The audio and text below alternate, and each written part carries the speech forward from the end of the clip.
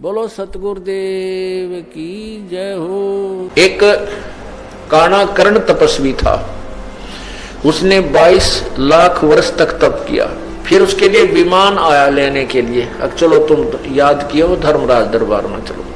उसको इतना अभिमान हो गया था कि मेरे जैसा जाजुल तप किसी ने नहीं किया होगा। रास्ते में एक बहुत बड़ी पत्थर था और उसके चारों तरफ उन पार्षदों ने कहा, जो उसको लेने आए थे वो दूतों ने कहा कि तपस्वी जी आप इस परशिला के चारों तरफ एक परिक्रमा देकर आओ, ये नियम है। अब वो काना कर्ण तपस्वी उस परशिला के चारों तरफ चलने लगा। उसने देखा वैसे ऐसे 18 करोड़ काने कर्ण अपना नाम लिख लिख गए हुए थे। मैंने इतने हजारों वर्ष तप किया, मैंने इतने लाखों वर्ष तप किया। तब उस काने कर्ण ने के मन में ये आई कर तेरे से एक जाजुल तपस्वी है, तेरा तप तो कुछ भी नहीं। एक उसका विमान तोड़ा। फिर धर्मराज के दरबार में जब गया, धर्मराज ने कहा, न्यायाधीश ने कहा कि भाई तपस्वी जी कि तूने इतने वर्ष तक तप किया। कहां जी तप किया? कहने लगे कि अब और इतने वर्ष तक राज्य किया। तो कहने लगा तो धर्मराज के मैं न्याय करूं या रहम करूं? अदल करूं, अदल माने न्याय, अदल करूं या फजल करूं, फजल माने रहम। अब देखो बुद्धि भ्रष्ट होती है इंसान की। अब क्या मन में आता है उस तपस्वी के कि ये रहम क्यों कराऊं इससे, मैंने ही तप किया और मैंने ही राज्य प्राप्त किया। अब ये इसमें रहम की क्या आवश्यकता पड़ेगी? कहने लगा न्याय कर, अदल करो। वो कहता है कि मैंने 22 लाख वर्ष तप किया, इतने वर्ष राज्य किया, तो इसमें रहम की क्या आवश्यकता है, आप न्याय करो। तब धर्मराज ने कहा कि जिस टुकड़ी पत्थर की टुकड़ी के ऊपर बैठकर, जिस पत्थर की शिला पर बैठकर तूने तप किया था वो किसकी थी? तेरी थी या मेरी थी? बता। अब वो ये कहे कि मेरी थी तो धर्मराज कहता कि लाया क्यों नहीं, फिर उसने अपनी साथ में तेरी थी तो। तब उसने कहा वो तो महाराज आपकी थी। तो भाई मेरी उस टुकड़ी का अब तू किराया दे मुझे।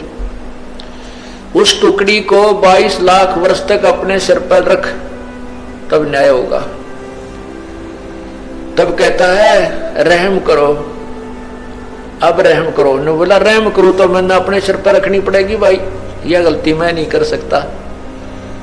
उसको सर्प बना दिया और 22 लाख वर्ष तक वो मरता रहा, जीता रहा और उस टुकड़ी के नीचे उसका वास रहा।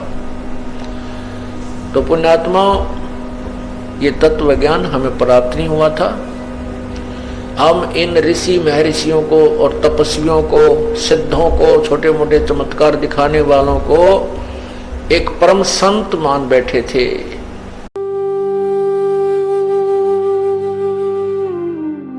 मैं तुम्हें एक पुरानी कहानी सुनाता हूं। बहुत समय पहले काशी के पास एक नगर था, धर्मपुर। वहां एक बहुत अमीर सेठ रहता था। नाम था धनपत राय। मैं जब भी उसे देखता, उसके माथे पर बड़ा तिलक, गले में मोटी माला और मुंह पर धर्म का घमंड साफ दिखाई देता था। उसने नगर के बीचों बीच संगमरमर का बड़ा मंदिर बनवाया था और उसे अपनी सबसे बड़ी भक्ति मानता था। लेकिन मैं ये भी देखता था कि उसके मन में दया नहीं थी। वो गरीबों और मजदूरों को नीची नजर से देखता था।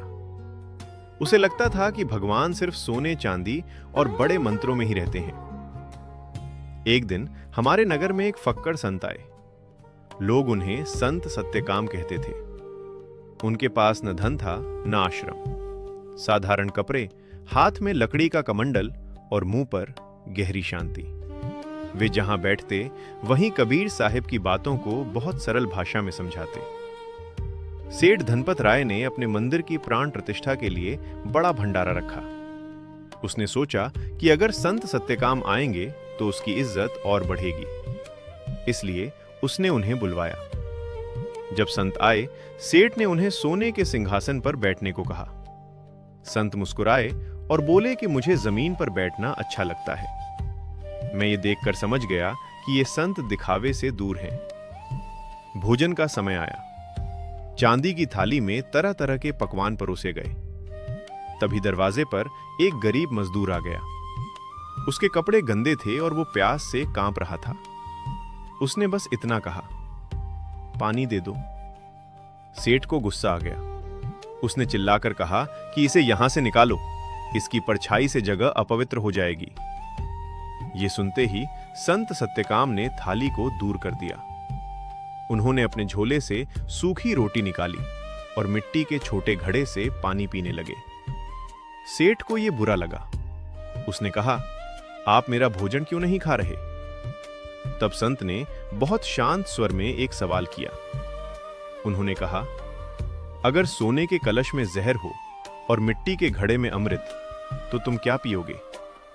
सेठ ने तुरंत कहा, अमृत।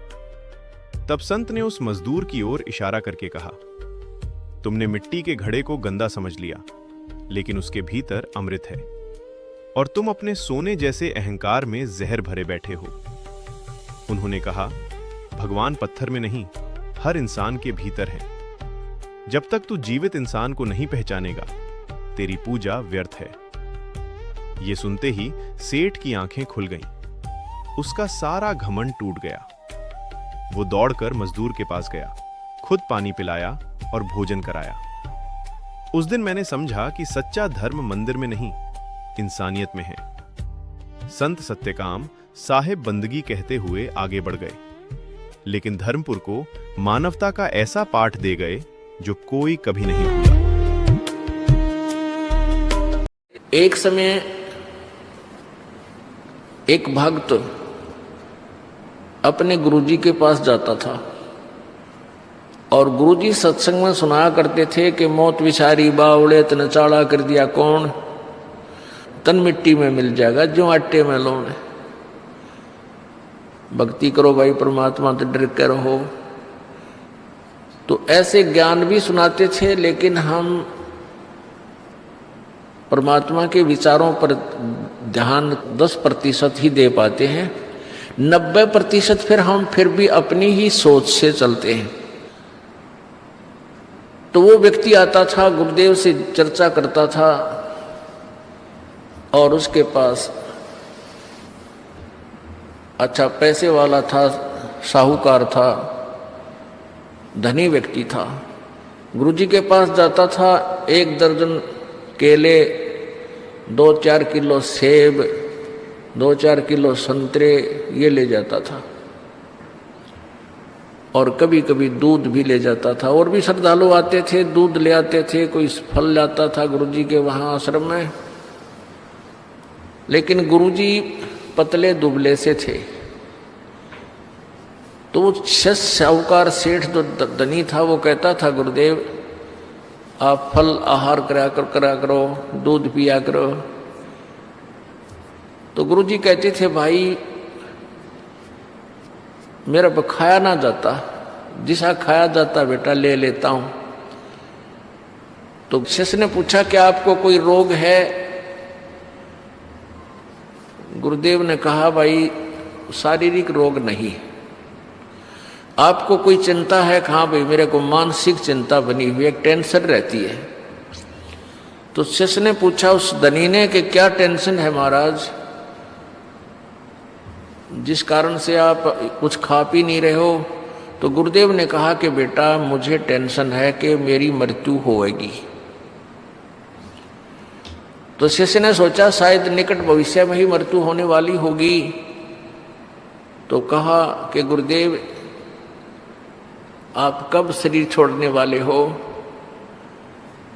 तो गुरुदेव ने कहा, बेटा अब उस समय गुरुदेव की आयु 40-42 वर्ष की थी। तो गुरुदेव ने कहा कि मेरी मृत्यु 80 वर्ष के उपरांत होगी। जब मेरी 80 वर्ष की आयु हो जाएगी तब मेरी मृत्यु होगी। 80वें वर्ष में जब मैं होऊंगा उस समय मेरी मृत्यु होगी। और अब वर्तमान में आपकी कितनी आयु है गुरुदेव? गुरुजी ने बताया, भाई मैं 42वें वर्ष में चल रहा हूं। तो शिष्य कहता है कि ले गुरुजी यूं तो सब ने मरना है, आप तो साधु संत हो, आप भी चिंता करते हो, एक दिन तो सब ने मरना ही, ये या भी के चिंता मृत्यु की, तो जाना ही है, शरीर तो एक दिन छूटना ही है।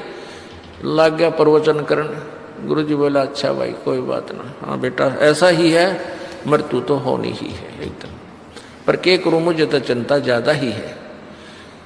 तो उठ के चलता चलता, साधु संतों को क्या चिंता होती है, मस्त रहा करो, खा पिया करो और दूध रखा, फल रखे। वो दो जब भी आवे, जब ये प्रवचन सुनावे। अब गुरुजी ने सोचा ये रोज दुखी करेगा, इस अकल तो इसमें है नहीं। क्यों हम गुरुजी को सलाह देने लग जाते हैं तो हम गुरुजी बन गए गुरुजी के, तो ये भक्ति मार्ग में फाउल पॉइंट है। क्योंकि गुरुजी जो बोल रहे हैं उसको बालक नहीं सोच सकते, आप बच्चे हो, बुद्धि कमजोर है आपकी। उस संत का एक राजौसी नगरी का राजा शिष्य था, वो बहुत आदर करता था संत का। तो उस राजा से उस संत ने कहा कि आप उस एक सेठ है आपके यहाँ बाजार में, यो नाम है उसका, उसको आप किसी केस में झूठा केस बना के और सजा सुना दो, लेकिन मारना नहीं है उसको, केवल एक लीला है या मैं कहूँ ऐसे करता रहे। तो उस सेठ ने, उस राजा ने उस सेठ को पकड़ लिया, 302 में यानी सजाए मौत सुना दी कि तूने एक आदमी की हत्या की है। और वो सेठ नट रोवर बेगन करे पर को ना सुने, उसको 300 यानी सजाए मौत सुना दी। पहले हत्या के बदले सजाए मौत होती थी, और 1 महीने का समय धर दिया, 14 का चतुर्दशी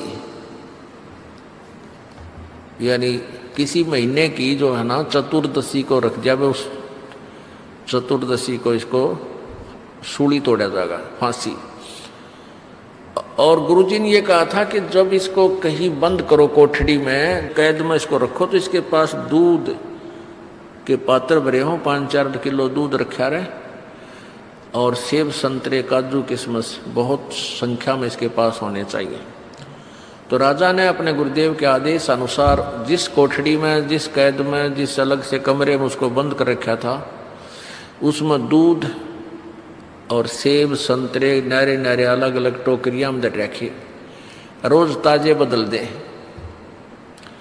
जब रह लिए 4 दिन उस 14 के, अबू लाला जी अच्छा मोटा तगड़ा सेठ थी, सूख के कति अस्थि पिंजर हो गया उसका। अब वो गुरुजी गए उस जेल में, वो कोठड़ियाँ बनी हुई थी लाइन में, आगे लोहे के सरिया के वो लगे हुए थे गेट।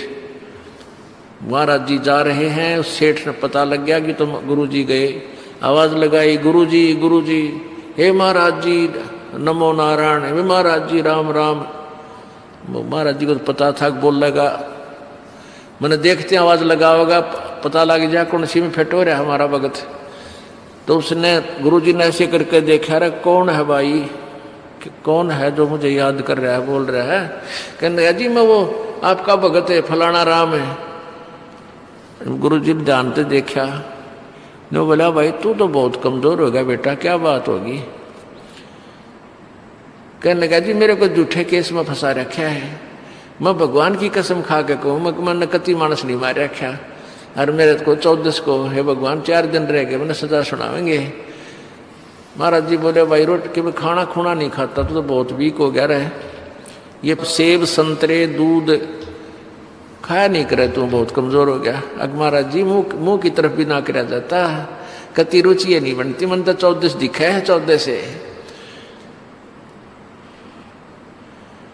परमात्मा बोले भाई खाया पिया कर कोई बात ना, मरना से बेटा सबने एक दिन मौत आनी है बेटा, ये मौत की भी क्या चिंता रहे भले आदमी, तू मेरे तन्यों क्या करता।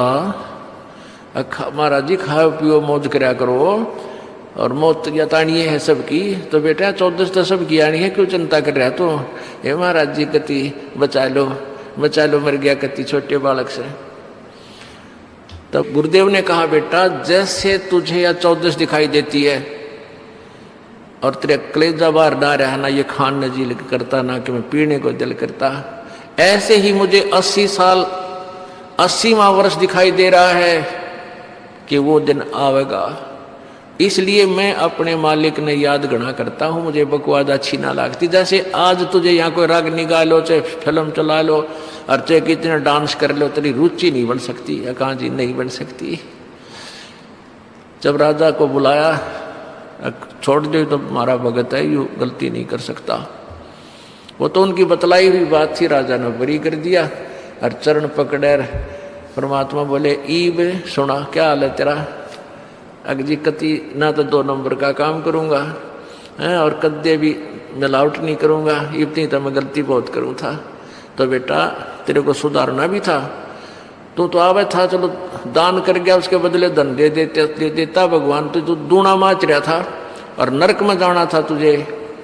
और ऐसे याद रख, ना विरापत्ति किस कारण से कब से आ जाए तेरे ऊपर, और मालिक की शरण में रहेगा तो बचाव बनेगा। तो परमात्मा हमें क्या बताया करते थे?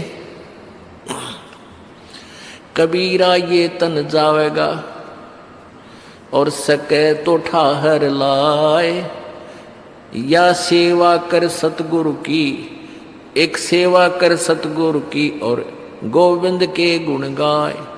कहते हैं ये तन तो जावेगा, मृत्यु होगी, अवश्य होगी, ना कोई रहा इस शरीर में ना ही रह पावेगा, क्योंकि ये गंदा लोक है, ये रहने का स्थान नहीं है। ये इसलिए शरीर आपको दिया गया है कि इस मिट्टी से आप सोना बना सकते हो। इस मिट्टी से, इसमें राम सतनाम का बीज बीज के और धर्म आदि ये 500 यज्ञ की सिंचाई करके आप इसे मोक्ष रूपी ये फल प्राप्त कर सकते हो। यदि ये नहीं कर सके तो ये यूजलेस है, ये मिट्टी में मिट्टी एक दिन मिल ही जानी है। फिर क्या है कि परमात्मा कबीर जी कहते हैं कि कबीर ये तन जावेगा, सके तो ठाहर ला। ठाहर क्या होता है? एक सपोर्ट। जैसे पहले पुराने समय में हमने देखा घर कच्चे होते थे, मकान कच्चे मकान थे, मिट्टी की ईंटों से बने हुए, ऊपर से मड प्लास्टर होता था, यानी गारा का प्लास्टर कर दिया करते थे, और उसमें ऊपर कड़ी होती थी, कड़ी लकड़ी, इसकी काठ की लकड़ी की कड़ी होती थी, छोटे छोटे वुडन बैटन बोलना जिसको, और एक सतीर होता था वुडन बीम। तो कई पुराने मकानों में वो बीम जो होता था सतीर, वो क्रैक हो जाता था, और उसके नीचे क्या करते थे वो घर वाले, एक और मोटी कड़ी, मोटी बली बोले हैं, बली, ये जैसे बल्ली बोले हैं, बल्ली, ऐसी मोटी बल्ली, और नीचे एक प्लेटफार्म सा बना के या कोई पत्थर उत्थर मजबूत रख के जमीन पे, और उस बल्ली ने उसके नीचे सपोर्ट दे देते थे। जहां से वो क्रैक हो गया, वो सतीर जहां से टूटने वाला था, गिर जाना था, उसने सारी छत गिर जानी थी, मकान गिर जाना था, तो उस एक ठाहर ने, उस एक सपोर्ट ने, उस बल्ली ने उस सतीर को सहारा दे दिया, वो गिरा नहीं, टूटा नहीं। और वो बल्ली से बनवाने 20 वर्ष निकल जाए उसके, वो छातनियों की न रुकी। तो परमात्मा कहते हैं हो सकता है कोई प्रारब्धवश, आपके संस्कारवश आपकी मृत्यु होने वाली है, और छोटी उम्र में होने वाली है, 20 वर्ष में, 30 वर्ष में, 40 वर्ष में। यदि आपने परमात्मा की शरण ग्रहण कर रखी है, कबीर परमेश्वर की, तो वो परमात्मा आपकी इस जीवन को ठाहर बन जाएगी। वो परमात्मा की भक्ति आपके इस जीवन में उस मृत्यु होने वाले समय में ठाहर बनेगी, वो सपोर्ट बनेगी, बल्ली का काम करेगी, और फिर मनमाना आप 20 साल 30 वर्ष और जीवित रह सकते हो। तो परमात्मा कबीर जी कहते हैं, कबीर ये तन जावेगा, सके तो ठाहर लाए, एक सेवा कर सतगुरु की और गोविंद के गुण गाए। यानी इसको रोकने के लिए, इस जीवन को उस आगे एक्सटेंशन भी चाहता है, तो परम संत की शरण में आ, सेवा कर, यानी सेवा का तात्पर्य है कि उसके जैसे भी वो आदेश दें उसी प्रकार सत्संग सुन, यहाँ आकर के दान पुण्य जिसा तेरे हाथ से बनाकर और भक्ति जो उसने उपदेश दिया है सच्चा, उसका जाप करो। इससे तेरी आयु भी एक्सटेंड हो जाएगी। अब जैसे ये ज्ञानहीन व्यक्ति थे जिन्होंने भक्ति का ज्ञान नहीं, परमात्मा को पहचाना नहीं, ऋषि महर्षि की पदवी पा गए, उन्होंने पूरे समाज को उल्टा घुमा दिया। अब जैसे कोई व्यक्ति दुखी है, संस्कार के यानी पाप कर्म, देखो पुण्य से सुख होता है प्राणी को और पापों से दुख होता है, अंडरस्टूड है, ये तो प्रत्येक ने बेरा है। जो आदमी घना दुखी हो जाता है तो अपने आप कहता है बुद्धिमान व्यक्ति कि भाई मैंने पिछले जन्म में घने पाप कर रखे, मैंने पिछले जन्मों में घने दोष कर रखे, अपराध कर रखे, आज मेरे ऊपर आपत्ति पर आपत्ति आ रही है, मेरा राम रूस गया।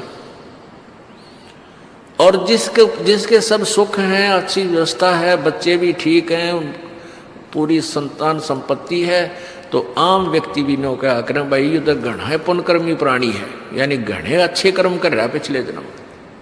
दनाना गांव के पास एक चिड़ी चांदी गांव है, दो गांव है चिड़ी और चांदी, वो वैसे वेल नोन दोनों गांव से जाने जाते हैं नामों से, लेकिन चांदी अलग गांव है।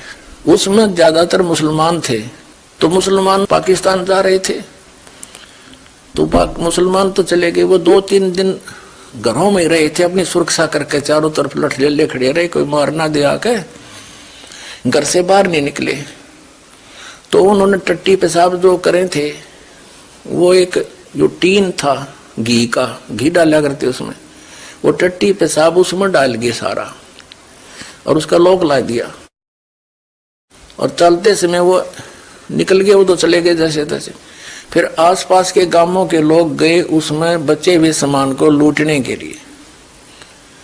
एक दनाने गांव का भी एक व्यक्ति नए जूते पहन के और चला, उसका पिताजी कहने लगा कहाँ चला तू, 17-18-20 साल का उम्र का था वो, कहने लगा बाबू, पिताजी बोल रहे ना माल लूट के लाऊंगा। वो चांदी गांव में चला गया, तो उसने, क्योंकि उस समय थोड़ी शिष्टाचार अधिक था, वो एक घर में घुसने लगा तो खूब लिप्या पोता बढ़िया सुथरा था, उन्हें जूती बाहर काट दी। अब प्रवेश कर गया घर में सामान ढूंढने के लिए, पीछे तो उन जूतियां ने कोई और पहन गया, वो नए जूते। उसने और तो कुछ पाया ना, उसने सोचा घी का टीन है 12 और लौक लाग रहा है, उन्हें ठाया फट दे सिर पर दरिया और चल दिया पैदल, और 7-8 किलोमीटर है वहां से, चांदी गांव दनाना से। वो 7-8 किलोमीटर पहुंचा, इतने सूर्योदय होने वाला हो गया। उसका पिताजी उसने गली में बैठा पाया द्वार के सामने, जूते कहाँ तेरे, और वो गया जब उसके पिता ने कहा था जूती ना खोइए, क्योंकि उसमें बड़ा गरीब समय था, जूते मुश्किल से बना करते। तो पिताजी ने जूतियां की चिंता थी, तेरी जूती कहाँ है, नो बोला बोल रहा है ना जूती तो गई सो गई, मार ले रहा हूं आजा। उन्हें भीतर जाके और कोठे में खोला, साड़ में रख दिया, मिला जा बाबू दिखाऊंगा। पिताजी वो तोड़ा तुला तोड़ा, देखा उसमें गोबर गंद बड़ा टट्टी पेशाब, मारे उसका बाबू ने मारे उसके दुआ छड़े, दुष्ट यू के लिया ठा गए तू। अब उसने कोई गली में गिर देना, बार बार ना के कौन डालने दे, उसने ठा के सिर पे 2 किलोमीटर और डाल का बड़ी में जाके उन्हें गिरना मुश्किल हो गया, घर तो उठाना मुश्किल हो गया। तो यो सत्यार्थ प्रकाश वो चांदी वाला घी का 12 था, हरियाचार्य सिर पर ठाए अंडे थे, और इस दास ने इसका ताला खोल के दिखा दिया, इसमें माल तो देख लो के है, लेवल तो देसी घी का है, पर माल के ही दिखा दिया इनका, ये भी नहीं तो फूकना मुश्किल हो जाएगा।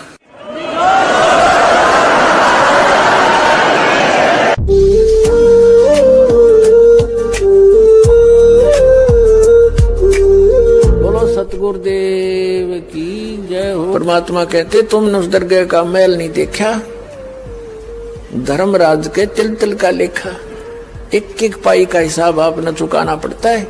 और इस जैसे अभी आपको बताया कि पहले इस अज्ञानता में आपने कितनी गलती कर दी और कितने अपराध बन गए। कसाई तक का भी उदाहरण दे रखा है कि सदना नाम का कसाई था और वो भी अपने जॉब को छोड़ना नहीं चाहता था। कदे भूखा मर जाऊं मैं और क्या करूंगा। भगवान संतों का ज्ञान सुना पर संत से मिला सदना और प्रभावित हुआ, सारी बातों को स्वीकार किया, लेकिन रोजी रोटी फिर अड़ गई आगे। संत परमात्मा स्वयं आते हैं साधु रूप बना के अपनी प्यारी आत्माओं को सतमार्ग बताते हैं। कबीर परमेश्वर आते हैं, साधु रूप में बैठे थे तो सदना कसाई ने सत्संग सुना। परमेश्वर जो संत रूप में आए हुए थे कबीर जी, बड़ा प्रभावित हुआ, अपने कर्मों की तरफ झांका और कहा भगवान मैंने तो नाश कर दिया, क्या मेरा भी उद्धार हो सके गुरुदेव, हे महात्मा जी। तब संत ने कहा, संत रूप में परमात्मा विराजमान थे, कहने लगे भाई आगे पाप करो ना और पिछले माफ हो जाएंगे, इस भक्ति साधन से मैं बताऊंगा ऐसे जी को कर बात बनेगी। और तो कोई साधन नहीं रोजी रोटी का। परमात्मा संत जी ने कहा, परमात्मा संत रूप में बैठे थे, बेटा पेट में भगवान ने पाला तू, जब कौन रोटी लेकर जाया करता तेरी, कौन पहुंचाता था, और माँ के गर्भ से बाहर आते ही माँ के सतन में दूध दे दिया, उससे पहले दूध नहीं था, तो क्या अब वो तेरी संभाल नहीं करेगा। लेकिन ये तो एक हमने औपचारिकता सी बातें लगती हैं, क्योंकि हम दूसरे रंग में रंगे हुए। कहने लगा जी मेरा तो काम ना चले, बालक भूखे मर जाएंगे, मेरा तो और कोई काम नहीं, मैं तो नौकर हूं एक कसाई का और मन्नत यू काम करना पड़ेगा। तो परमात्मा ने सोची भाई ये तो सारे बांध रखे काल ने। कहा, परमात्मा ने कहा बेटा इसने छोड़ दे तू। तो सदना कसाई कहने लगा महाराज ये कुकर छोड़ो भूखे मर जाएंगे, बालक नाम लेना चाहे उठे नहीं, मेरा उद्धार कर दे गुरुदेव, उद्धार कर दे, मैं तो कति नरक में गया। परमात्मा बोले भाई नो दोनों बात क्यों करोगी मेरे। फिर परमेश्वर ने सोचा चल भाई चाकस होती है इसकी तो बहुत जबरदस्त इच्छा भगवान में। तो मालिक ने कहा ठीक है बेटा तू नो करिए, एक अपना लिमिट बना ले कि इससे ज्यादा नहीं बकरे काटेगा, जितनी तू ज्यादा से ज्यादा बना ले पर रही है वचन पे। अब सदना बोला जी ठीक है। उसने सोचा रोज के 5-4 काटने पड़े हैं, हम बेईमान से कहने लगा अब जी 100 तो ज्यादा नहीं काटूंगा डेली। परमात्मा बोले अच्छा भाई जाते ठीक है बेटा, देख रही है वचन पे, अकजी पक्का हूं मैं वचन का। चला गया। अब क्या हुआ कि उस शहर में राजा की लड़की का ब्याह हो गया, बारात आ गई और उसमें बकरे दारू चल रहे। मुसलमान बादशाह था, मतलब मांस तो आम खाते हैं, दारू शराब तो नहीं होगी खैर। अब उसके सदना के मालिक ने आदेश दिया कि सदना बड़ा ऑर्डर आएगा उससे, और भाई ला दिए बकरे ला कर रख दिए 20। अब 20 काट दिए सदना ने, फिर डिमांड आएगी 20 की और। कहने का भाव ये है कि 100 के 100 बकरे कट गए और सदना ने सोचे भगवान कति पूरी बात बनी, हे भगवान आपने प्रण भी आपने रखा, मेरी तो प्रतिज्ञा भी आपने रखी, मांझ 2 के हथियार धर दिए, अकरेगी इज्जत आज तक कति नाश हो गया था। इतने में परमात्मा ने क्या, एक बहुत बड़े व्यापारी का रूप बना के पहुंच गया सदना के मालिक के पास और कहा भाई मैंने ऐसे ऐसे कांटेक्ट करना, एग्रीमेंट करना तेरे से, रोज के 20, 30, 50 बकरे चाहिएंगे और मैं ऐसे आगे सप्लाई किया करता हूं। तो बड़ा खुश हो गया वो सदना का मालिक कसाई, कहने लगा भाई ठीक है। और वो बोला जी बाकी एग्रीमेंट कराएंगे सवेरे, तो मैं थक रहा हूं, भूख लग रही है कि मैं खाना खिलाओ। और बढ़िया बढ़िया स्वस्थ बकरे का मांस बनवाना। अब कसाई ने आदर किया नौकर के, सदना इधर आ। अब वो सदन कसाई आ गया, हाँ जी, कि एक बकरा काट फटाफट। और बड़ा व्यापारी आया है, बड़ा एग्रीमेंट हो गया है, वो होगा बड़ी बढ़िया अच्छा। और भोजन तैयार करा, भेज रसोई में। अब सदना के हाथ पैर फूल गए, क्या वह बात बिगड़ गई भाई, तो ना बनी बात, आज तो प्रतिज्ञा भंग होगी। अब उसने सोचा कि जब बकरा ना काटूंगा तो यो मालिक नौकरी तो निकाल लेगा, और जब बकरा काट दिया तो वचन भंग हो गया, मेरी तो बात बिगड़ गई दोनों तरफ से। तो उसने सोचा एक आदमी का भोजन बनेगा, तो उसने क्या सोचा कि बकरे के नड़े नड़े काट दूं अंडकोश, अब मेरा पर्ण भी रह जाएगा और भोजन भी बन जाएगा एक आदमी का। हथियार उठाया और बकरे के वो नड़े काटने चाहे, बकरा बुलवा दिया परमात्मा ने बोला सदना, और देख भाई मर्यादा ना तोड़े, ना जाने कितनी बार तो तू बकरा बन लिया और मैं बना कसाई, और देखियो मैंने तेरे गल काटे हैं, तेरे को ऐसे नहीं काटा जैसे तू काटने जा रहा है। अब सारी रात तड़प कर मरूंगा मैं, तन्ने भी फिर मैं ऐसे ही काटूंगा तेरे को, ये देख लेना। अब बकरा किस सदना किसके बकरे काट रहा था, हाथ मत कर छूट गई, कप्पा खड़ा खड़ा बकरा बोले ना, कटर बैठ गया रोए। मालिक ने बाट देखी, रसोई में आवाज लगाई, रसोई से संदेशा गया जी अभी तक आया नहीं, मटेरियल पदार्थ नहीं आया, बनाऊं क्यों करे। खुद मालिक गया, सदना से कहा कि सदना क्या करे, तूने काटा नहीं बकरा। मैं नहीं काटू मालिक, मैं नहीं काटू। उसने सोचा ये तो दुश्मन है, ये प्रसन्न नहीं है मेरे इस एग्रीमेंट से, ये काहे का नौकर है। अब ला तू नहीं काटे ना मैं काटू। उठा गुस्से में सदना के दोनों हाथ काट दिए उस कसाई मालिक ने, अरे एक मारी लात करते पार काट दिया। अब जैसे भी ट्रीटमेंट वगैरह करा करो का, महीने 2 महीने रो पीट कर उन्हें सोची क्या करूं भाई। उसने सोचा चल पड़ी यहां से। उस संत ने कहा था मैं वहां जगन्नाथ के मंदिर में रहता हूं, वहां आ जाना। उस जगन्नाथ के मंदिर की तरफ चल पड़ा कि भाई परमात्मा ने जब इतना चमत्कार दिखाया है, बकरा बोलिया, इसे बुंडे काम ना मैं तो कदे भी ना करूं, मरवा से जीवा से भूखे मरे। आदमी की कही तो ना दच्चे, पर वह तो सच्ची होगी, सामने तो जुल्म हो गया। यूं तो बहुत बुरा जो है ना एक रूटीन है, यू नहीं करें भाई कति भी। संत साची के थे वो उस दिन जच्ची उसके, उस गुरुदेव के पास समाधान के लिए चल पड़ा। देख कहां तक बिजली गिरती है इस गुंडे कर्मों से, कैसे फिर जो मालिक परम संत की शरणमा जा रक्षा कैसे होती है। अब वो चला जा रहा था, पहले सरपंच नहीं होते थे, नंबरदार होली सोली होता था गांव का, और 5-4 गांव में से एक गांव वाले व्यक्ति नंबरदार को विशेष और पावर दे देता था राजा, जिस वो दंडित भी कर सकता था। रास्ते में जा रहा था, नंबरदार के घर पे रुक गया और कहा जी मैं रात न रुकूंगा, मैंने आगे यात्रा पे जाना है, जगन्नाथ में जा रहा हूं। तो पहले धार्मिक वैसे तो आम व्यक्ति की बहुत इज्जत करता थे, अतिथि की। नंबरदार ने सदना को रोक लिया, रुक जा भाई, भाई रोटी खाइए, अलग से व्यवस्था कर दी, खाना खुना खा ठाट तरह।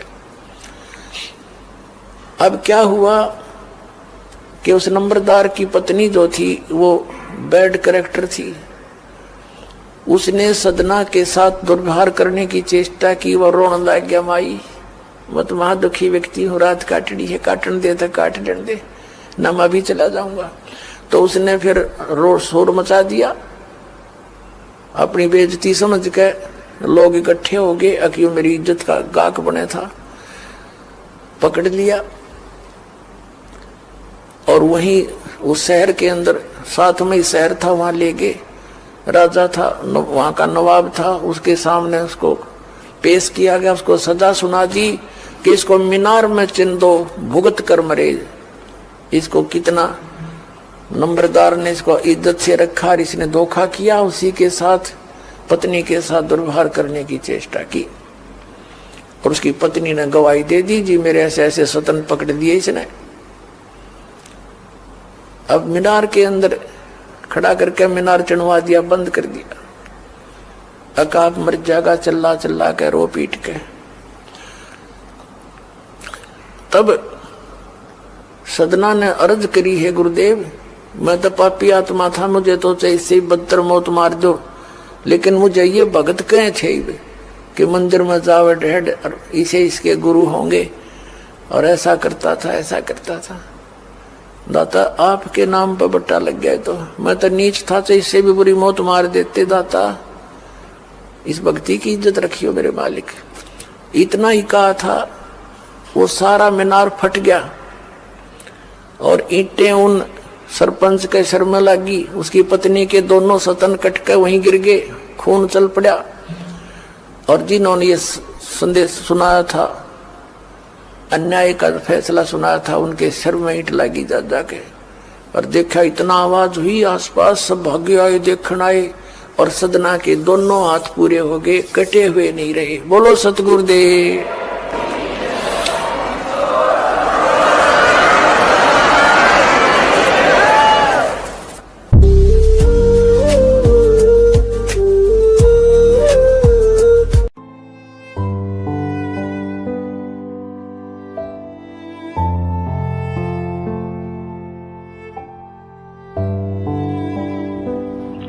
सहारनपुर के अंदर एक विशेष स्थान है अपने परमात्मा का, और एक बहुत ही अनमोल उदाहरण है संत गरीबदास जी,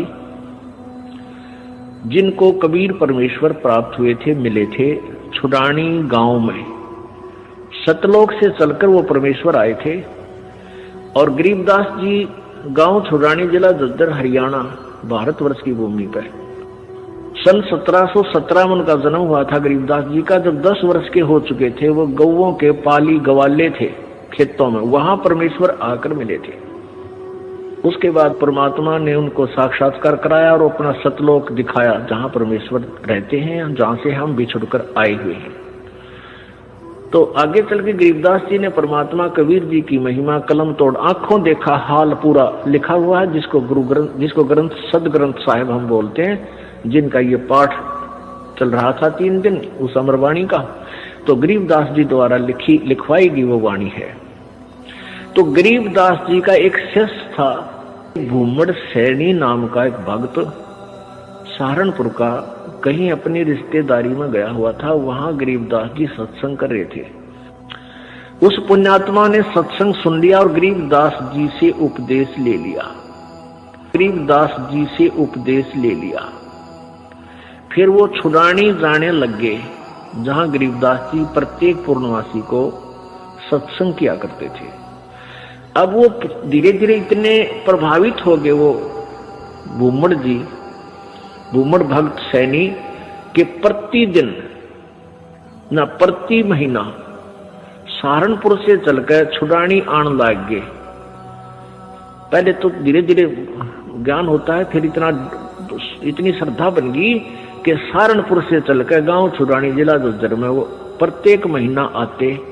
पहले ना तो कोई कन्वेंस थी, ना कोई रास्ते थे, पैदल आना। सहारनपुर से चलकर, सहारनपुर से मेरे ख्याल में झज्जर छुडानी गांव 100 किलोमीटर से 150 से 200 किलोमीटर के आसपास है। अब वहां से पैदल चलना, और पहले वर्षा के दिनों में ये जैसे बीच में दरियाएं बहा करती थी, उन पर कोई पुल भी नहीं था, वो आते थे। वो ऐसे पिछले 1 वर्ष से ऐसा उसने प्रक्रिया कर ली। अब गरीबदास जी ने कहा, बेटा ऐसे दुख ना पाया कर, तू 1 आधा महीना छोड़ कर आ जाएगा। नहीं बोला, गुरुजी मेरे पर डटा नहीं जाता, मुझसे रुका नहीं जाता। तो गरीबदास जी बोले, कोई बात ना, ले बेटा तेरी मौज है। अब क्या हुआ कि गरीबदास जी ने भादुआ सुदी दूज को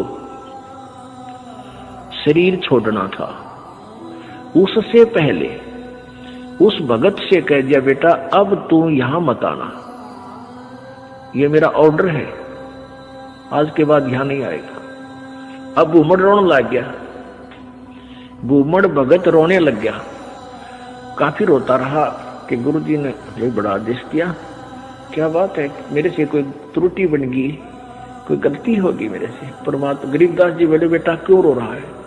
कि जी यूं रो रहा हूं, मुझदास से कोई गलती तो नहीं बन गई, आपने यहाँ न आने का, आपके दर्शन ना करने का आदेश दे दिया। परमात्मा ने कहा, गरीबदास जी ने कहा कि दर्शन ना करने का आदेश नहीं दिया मैंने, यहाँ न आने का आदेश दिया है।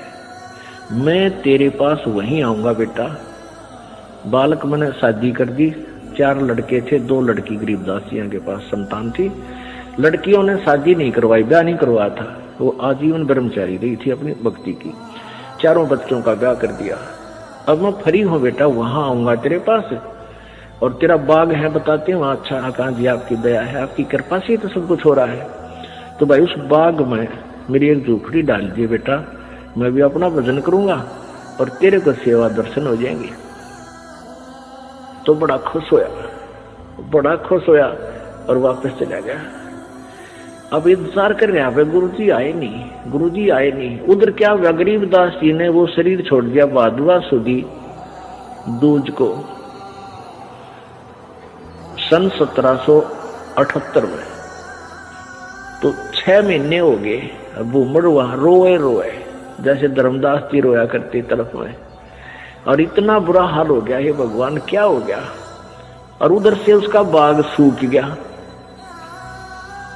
बाग कति सारे में कीड़ा लाग के कति सारा सूख गया। उसने सोची भाई मेरे भगवत जरूर अवश्य गलती बनी है, जब गुरुदेव ने मुझे वहां दर्शन करने की मनाही कर दी, और इधर से यहाँ मेरा बाग सूख गया। अपने आप को कोस रहा है, अपने अवगुणों को ढूंढ रहा है, मैंने कौन सी गलती ऐसी कर दी जो गुरुजी रूस के मेरे थे। तो 6 महीने रोता रहा। बसंत पंचमी के दिन गरीबदास जी भादुआ में शरीर छोड़ गए। बसंत पंचमी के दिन उसी शरीर में 61 साल की आयु के शरीर में, और वह भूमड़ के घर पे जाकर सच्चाई बोल दी। अब भूमड़ चरणों में पड़कर खूब रोया, है भगवान, मन तेने सोच ली थी कि मेरे से कोई गलती बन गई, गुरुदेव आप रुष्ट हो गया, पाए कोई ना। गरीबदास जी बोले, भाई कोई बात ना बेटा, थोड़ा सा लेट हो गया, मैंने काम हो गया था। और भाई मेरा जो ना उस बाग में झोपड़ी डाल दे, जो तेरे बाग है ना, यहाँ घर में तो मैं नहीं रह पाऊंगा, वहां के एकांत में भजन कराया तुम्हें। तो भूमड़ बोला, महाराज जी वहां तो बाग तो सूख गया। गरीबदास जी बोले, सूख के बाग में झोपड़ी डाल दे मेरी, कोई बात नहीं। अब गुरु जी की आज्ञा पाकर उसने वहां एक झोपड़ी, एक हट बना दी, फूस फास डाल के। हफ्ते पाछे वो सारा बाग हरा भरा हो गया। गरीबदास जी वहां बैठते ही सारा नगर देखने आया, वो पूरा शहर देख, छोटा गांव था जब जो शहर बरवाड़ा जितना, सहारनपुर, यानी 200 वर्ष पहले की बात है।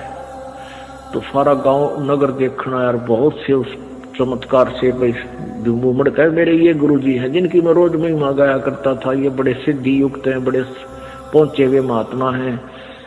और भाई बहुत से मुसलमान और हिंदू गरीबदास जी के शिष्य वहां हो गए। अब क्या बात है कि वहां ये दास क्या बताना चाहता था, एक सिद्धि वो चोले धारे, एक सिद्धि नी तत्व विचारे। वहां एक लाल दास नाम का सिद्ध पुरुष था, उसका भी जहां गरीबदास जी का आश्रम बना हुआ छोटा सा, जहां उन्होंने दोबारा शरीर छोड़ा था, उसके साथ में ही 300-400 फुट की दूरी पर लाल दास जी का बहुत बड़ा मंदिर बना रखे है। वो शिव विष्णु पुजारी था। अब क्या हुआ कि वहां 35 वर्ष तक गरीबदास जी उसी रूप में रहे। हिंदू और मुसलमान दोनों ही गरीबदास जी के शिष्य बने, क्योंकि ये ज्ञान ही एकता उपजाने का है, उनका ऐसा ज्ञान है कबीर जी का। तो वहां शहर सहारनपुर शहर के अंदर एक आश्रम बना हुआ है, भूमड़ का पूरा घर था, वो उसका संतान नहीं थी। परमात्मा ने उसका कल्याण करना था, इसलिए उसको झंझट में फंसाया नहीं, तो उसने सारा ही अपना घर भी आश्रम के रूप में बना दिया था। आज भी वहां विद्यमान है। गरीबदास जी की परंपरा का एक आधा कोई भक्त वहां रह रहा है, ये दास देख के आया था। तो वहां 35 वर्ष की आयु के बाद शरीर छोड़ दिया, तो वहां उस बाग के अंदर ही उस शव को अंतिम संस्कार वहां दफना रखा है वो शरीर। तो अब क्या हुआ, जब शरीर छोड़ दिया गरीबदास जी ने, यानी शरीर त्याग दिया वहां पे, तो वहां काफी भक्त शेष हो गए थे। तो उन्होंने सोचा भी छुड़ानी वाले जो इनके वंशज हैं, गरीबदास जी के बच्चे हैं, संतान है, उनसे पता करके आओ कि महाराज जी के शरीर को यहाँ लावा या वहीं अंतिम संस्कार कर दे। 2 घोड़ों पर 2 व्यक्ति सहारनपुर से चले, छुड़ानी आए। तो उनसे कहा कि भाई ऐसे ऐसे गुरुजी ने शरीर त्याग दिया है, महाराज गरीबदास जी ने, यानी आपके दादा ने, दादा ने, पिताजी ने, जैसे भी उनके नेक थे, तो सहारनपुर में, और आप बताओ क्या करना, हमको यहाँ कहो तो यहाँ लाए, कोई बैलगाड़ी में डाल के, और या ये कहो कि वही अंतिम संस्कार कर दे, तो वो आप साथ चलो हमारे, उनका अंतिम संस्कार कर देते हैं। गांव वाले कहते हैं भाई तुम क्या कहने लगे, वो उनके गरीबदास जी के वंशज यानी पोता पोती बेटा बेटी कहने लगे कि क्या कह रहे हो भगता आप, गरीबदास जी यानी गुरु महाराज तो 35 वर्ष पहले शरीर छोड़ गया था, और ये इनकी यादगार बना रखी। छुड़ानी में एक छतरी बना रखी है, छतरी साहब बोलना उसको, जहां गरीबदास जी के शरीर का अंतिम संस्कार करा था, वो एक यादगार बना रखी है। वो छोटी सी थी, अब तो बहुत बड़ा मंदिर गाड़ दिया इन्हें। एक छोटी सी थी, जैसे आम यादगार सी बना देते हैं, ज्यादा से ज्यादा 10 फुट 5-7 फुट की ऊंची और 10 बाई 10 फुट चौड़ी से, वो आज भी नौके में विद्यमान है, 2 ओरिजिनल है। उसके बाद उसके ऊपर और कुछ बना दिया, तो सारे गवाही के दे, और वो नौके ना भाई महाराज जी तो वहां शरीर छोड़ रखा है सहारनपुर में। तो उनका ना यकीन होया, 2 व्यक्ति घोड़े पर सवार होकर वहां से घोड़े लेकर और फिर वहां पहुंचे, वहां जाकर देखा जो कहते शरीर, और वही गरीबदास जी वहां शरीर छोड़ रखे। तो छुड़ानी वाले बोले भाई इनकी लीला तो अपरंपार है, यही अंतिम संस्कार कर दो, वहां तो पहले हो चुका है। तो वो वही अंतिम संस्कार यानी नीचे एज इट इज शरीर दफना दिया, ऊपर यादगार बना रखी। ये दास वहां गया सन 1998 में, तो वहां देखा, यही बिल्कुल क्लियर देखने के लिए सच्चाई है या कैसा है, बिल्कुल सच्चाई पाई। और वहां विराजमान एक लेडी संत थी, उसने बताई कि जी ऐसे ऐसे सारी कहानी सत्य है। उनके समय का वहां एक पलंग भी है जिस पर गरीबदास जी विश्राम किया करते थे, वहां ग्रंथ साहब भी यही लिखा हुआ था, हस्तलिखित उनके पास विद्यमान है। फिर वो देखा जा करके वो बाग में जहां उनका अंतिम संस्कार किया था, तो वो यादगार जो बना रखी थी वो लगभग 150 वर्ष पुरानी होकर के जीर्ण शीर्ण सी भरी थी। तो हमने उनसे कहा कि आपकी आज्ञा हो तो हम इसको दोबारा रिकंस्ट्रक्ट कर जाए, ना तो पड़ेगी को गिर के किसी चोट लगेगी, को दर्शक होगा। तो वो कहने लगे भी ऐसे कर दो। फिर हमने क्या किया कि नीचे का पोर्शन नहीं छेड़ा, वो पुरानी छोटी छोटी ईंटों से बना हुआ था, उसके ऊपर की दोबारा से बढ़िया ईंटों से और एक अच्छा गुम्बद सा बनाकर वो तैयार किया, और उसके ऊपर पूरा एक बोर्ड लगा रखा है, पूरी कहानी लिखी हुई हमने कि ऐसे ऐसे ये हुआ था। अब कहने का भाव ये है दास का कि उन्हीं के साथ में एक लाल दास जी थे, तो उनके बारे में क्या प्रसिद्ध था कि वो अपने भक्तों के निकलता था तो मांगने जाता था आहार। एक कहता था मेरे पास हमारे घर भी आए थे लालदास जी, एक दूसरे शहर में कहता था यहाँ भी लालदास जी आए थे। तो वो एक सिद्धि बहुचोले धारे, उसके पास एक हल्दी की गांठ थी, या हल्दी की एक ही गांठ थी, यानी एक सिद्धि थी, उसने महात्मा पा गया। लालदास जी के क्या करते, उसने अपना नियम बना रखा था, वो सिद्धि से यानी वहां जाता था, गंगा पर स्नान करके आता था प्रतिदिन सुबह उठता और गंगा पर स्नान करने जाता था और शाम को वो वापस आ जाता था। अब सुबह 4 बजे चलता, शाम ने आता, ऐसे उसने अपना मनमुखी नियम बना रखा था। एक बार वो बीमार हो गया। बीमार हो गया तो चिंतित हुआ। गरीबदास जी उनके पास जाते थे, उन्हें ज्ञान भी समझाते थे, पर वो अनाड़ी कति नहीं माना था। वो इतना बीमार हो गया कि उसको चिंता होगी कि भाई मैं अब स्नान नहीं कर सकूंगा गंगा में। तो गरीबदास जी उसको चिंतित देखकर कहने लगे, भाई चिंता ना करे, सवेरे गंगा यहीं आ जाएगी तेरे आसपास ही। अब उसने चिंता होगी कि भी कैसे आवेगी। गरीबदास जी ने वहां जाकर खड़ा होगा कि आजा लालदास। जहां लालदास जी का वो आश्रम है उससे 100 फुट की दूरी पर वो अब भी गंगा बह रही है। छोटी सी नाला सा है, उसको गंगा जैसा ही जल है उसमें।